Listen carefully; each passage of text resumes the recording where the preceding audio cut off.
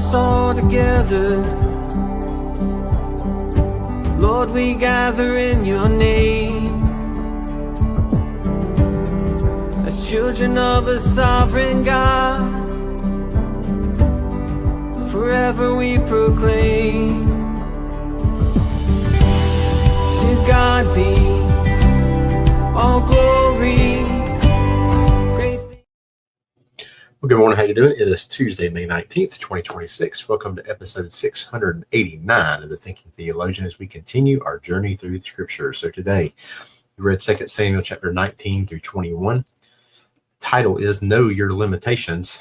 The focal scripture is in 2 Samuel 21:15, and this is what it says. As the Philistines again waged war against Israel, David went down with his soldiers, and they fought the Philistines, but David became exhausted. Sorry, I pulled up. All right. So to be successful in life, you have to know your limitations. For instance, I can do several things really well, but I struggle with spatial and mechanical aspects. There are certain parts of that I just have a really, really hard time with. So I know the things I'm good at. I know the things I'm not good at. An example would be that it is very difficult for me to visualize how to fix something that requires hands-on work. So that I can't do hands-on stuff. But if I'm asked to kind of visualize or see or kind of how to put things a certain way, I have a really, really hard time seeing it. And so as an example, I've been on several trips that were specifically orchestrated to fix and build homes. I was limited in the work I could do because I could not visualize or understand the technical aspects of some of the work.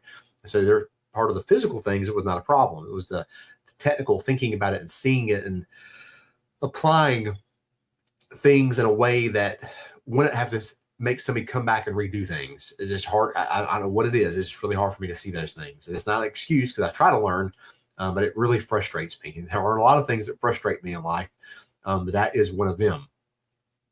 And so I've learned over the years that I can't be good at everything. And it seems like an obvious statement. But I think a lot of us, when we're successful in things that we do, we tend to stay in those areas and we forget sometimes what it is to fail, but failure is a good thing. And having to rely on other people and having to know what our limitations are really does make a difference.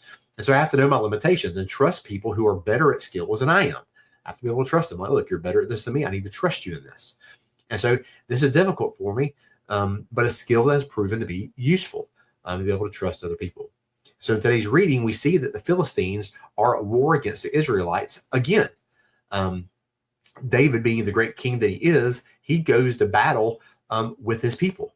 He is not like some rulers who sit back and let others do the heavy lifting. David desires to be involved and truly lead his people into war and into victory.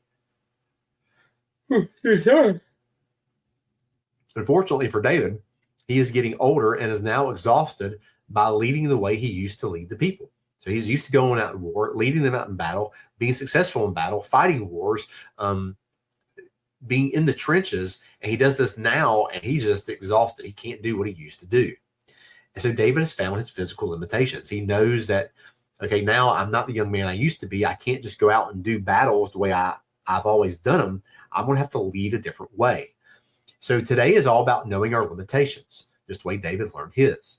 I'm not saying that we should not stretch ourselves or push to get better at things that are difficult. We absolutely should, because if you're stagnant, you're not growing. You're actually getting worse. And so what I am saying is that we can't do everything well. We just can't. None of us can. And we don't need to put ourselves in a situation that hurts ourselves or others. David knew that his age and health would either get him killed or one of his men.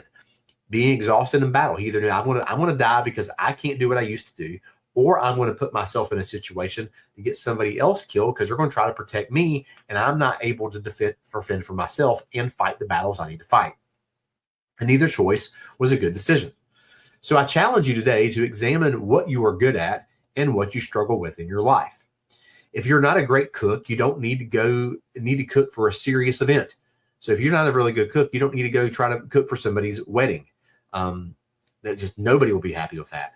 If you struggle with speaking in front of others, you don't need to become a teacher. And what I mean by that, you don't need to Now, I'm not saying you're nervous about it, but if you just cannot speak and it is a fear of yours where it bothers you, you don't need to go for a class and try to teach them every day, because you're going to be miserable and the kids will be miserable. And so if you struggle with spatial relationships, don't become a home builder. The last person you want building a home would be me. I might be able to come up with some ideas about things and be able to come up with some creative ways to do things, but the actual physical work of building a home would be horrendous. That home would not last. It would be one of the worst homes ever created and ever built. And so the point of today's devotion is to know yourself. Lean into what you are good at and become even better at those skills. Don't do things because you are hard-headed that could hurt yourself or others. Don't be hard-headed and be like, I'm going to do it my way because I'm going to do everything and I got to be successful at what I'm doing. That is just not the great way to do it. Now, you can do some things, but don't do overboard and cause problems for yourself or others. Knowing your limitations is not a weakness, but a sign of good leadership. And so, because leaders, often too many, try to do everything themselves, be in charge of things, and they're not, and then they don't do things well, and it causes problems. So never settle for being bad at something. But I also want to say, never settle for being bad at something. Get better and grow. So there's two sides of this coin, especially in your faith. Don't make excuses. Instead, find solutions. Turn your limitations. Turn your limitations into growth opportunities. Sorry for all the yawning. And so it's even earlier today than usual, and I'm tired today. And so know who you are, know how God moves, know how God's gifted you, but also know your limitations and trust people who are better at you and other things to get the job done. That's a sign of growth and a sign of maturity. Just the way David realized, okay, I can't do what I used to do anymore, so I have to lead in a different way. So tomorrow we'll be in Psalm chapter 5, 38, 41, and 42. Thank you for being here today. Have a good day, and I will see you.